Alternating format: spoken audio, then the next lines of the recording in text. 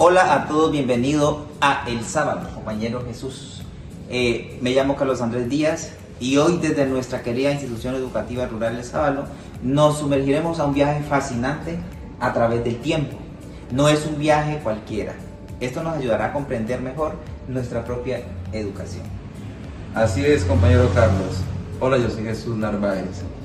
Y me emociona pensar cómo la historia de la educación y la pedagogía puede darnos luces para nuestro día a día en los salones del Sábalo o incluso en las veredas más cercanas.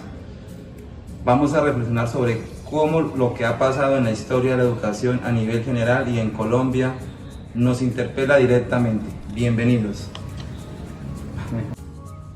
De hecho, como nos recuerda Osenbach 2004, en su texto Bases para el avance de la historia comparada en la educación en Iberoamérica, entender cómo se construyeron los sistemas educativos es clave.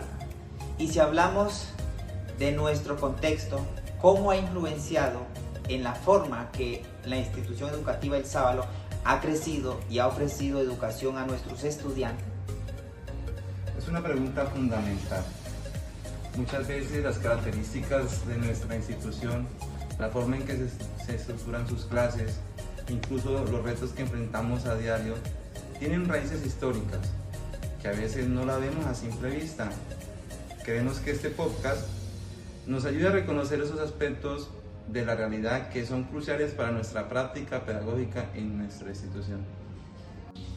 Profundicemos un poco más. Si miramos la historia de la educación en Colombia, el trabajo de Pérez e Idarraga 2019, breve análisis histórico descriptivo de la educación en Colombia. Es una referencia obligatoria. Nos muestra cómo el país ha pasado por diferentes modelos educativos. Pensemos, por ejemplo, en la época donde la educación era quizás más elitista o muy centralizada. ¿Cómo creen que esto afectó la llegada de la educación a zonas rurales como la nuestra? Es probable que los primeros intentos de escolarización en El Sábalo estuvieran marcados por esas limitaciones o por una visión de educación urbana trasladada al campo. Totalmente. Y al analizar esto, podemos entender mejor por qué en algún momento quizás nos enfocamos más en una enseñanza basada en la memorización de datos, o por qué en cierto contenido curricular llegaron de una forma u otra. Esa es la herencia histórica que a veces permanece sin que nos demos cuenta. Ahora pensemos en los maestros y las maestras de nuestra institución. A lo largo del tiempo, sus prácticas pedagógicas, sus herramientas, incluso el respeto a la autoridad que se les confiere, no aparecieron de la nada. Son el resultado de procesos históricos, de las influencias de las reformas educativas nacionales y de la forma en que la comunidad interactuaba con la escuela. Y es fascinante ver cómo la institución educativa rural del Sábalo ha evolucionado. De ser quizás una escuelita rural básica, convertirse en la institución que es hoy, con proyectos, tecnología, aunque con sus desafíos claros, y una comunidad educativa activa. Esa transformación es un reflejo de los cambios históricos en la concepción de la educación para la ruralidad. Sí, los retos actuales que tenemos, como la conectividad, el acceso a materiales o incluso la forma en que nuestros estudiantes se relacionan con el conocimiento, pueden tener raíces en cómo históricamente se ha visto la educación rural en Colombia. Compañeros, pasemos ahora a una herramienta conceptual que nos permite interpretar todo esto, la pedagogía crítica en la obra de Maldonado 2008, especialmente en el capítulo El desencanto y la acción crítica en Europa. Encontramos ideas muy potentes que podríamos aplicar en la institución educativa del Sábalo. Maldonado nos habla de un desencanto con las pedagogías tradicionales, cómo eso lleva a la necesidad de una acción crítica. Esto resuena mucho cuando pensamos en cómo podemos ir más allá. de la simple transmisión de contenidos en nuestra institución. ¿Cómo podemos hacer que lo que enseñamos sea realmente relevante para la vida de nuestros estudiantes en la vereda? Exacto. Como nos recuerda Giroux 2013, la pedagogía crítica en tiempos oscuros nos desafía a cuestionar las estructuras.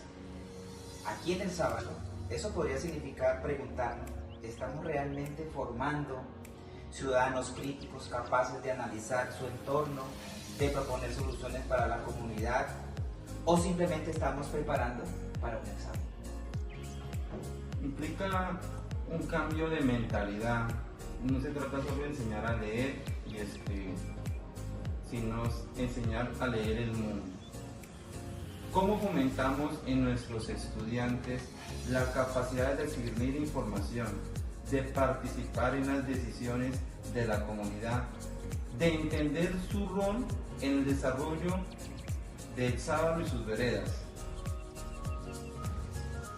Un ejemplo concreto sería la forma en que abordamos los proyectos productivos en el sábado.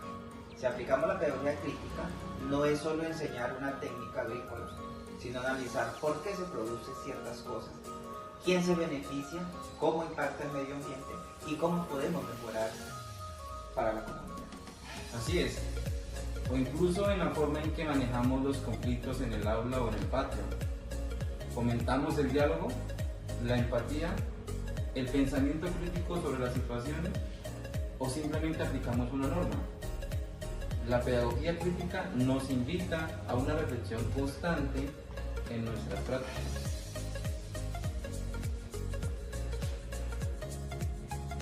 Y como bien señala López 2019, la pedagogía crítica puede ser una propuesta innovadora para el aprendizaje significativo. Para nosotros, en el sábado, eso significa que nuestros estudiantes no solo memoricen, sino que realmente comprendan y puedan aplicar lo que aprenden en su entorno. Hemos visto cómo la historia, tanto a nivel general como en nuestro contexto colombiano, nos ha dado un marco invaluable para entender el presente de nuestra institución educativa rural del sábado. Y cómo la pedagogía crítica nos ofrece las herramientas para no solo entender, sino para actuar y transformar, para que la educación que ofrecemos aquí en el sábado sea cada vez más pertinente, más significativa y más liberada. La invitación a los docentes, estudiantes y padres de familia de la institución educativa El Sábalo es a que se pregunten cómo podemos usar la comprensión histórica y esta perspectiva crítica para mejorar nuestra escuela, para formar mejores seres humanos y ciudadanos activos. El sábado tiene su propia historia educativa.